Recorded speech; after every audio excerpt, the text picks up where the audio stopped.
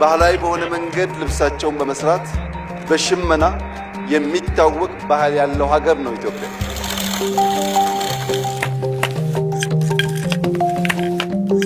ባርቱ እንስራ እንልበስ ከሰው በታች አንሁን። አንድነታችን ውበታችን የምንለው በዚህ በሽመና ጥበብ ማየት እንችላለን። በተቻለ መጠን ኢትዮጵያውያንን በጋራ ራዕይ ላይ መሰብሰብ ያስፈልጋል።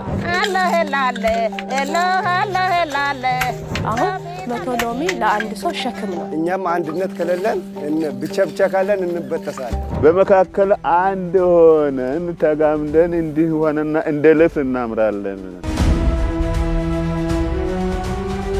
ኢትዮጵያ እናታችን ነች፣ መኩሪያችን ነች፣ ስንሞት መቀበሪያችን ነች።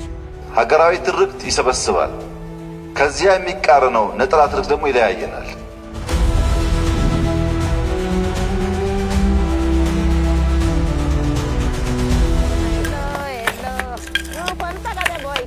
ልጆቻችን ስርዓታቸውን ወጋቸውን ይዘው መተዳደር አለባቸው። ያው አይበጥስም፣ አይሻከርም። ዋጅተን ፈትለን እንደለበስ ነው። እኛ ጠንካራ ውህድ ኢትዮጵያውያኖች ነን።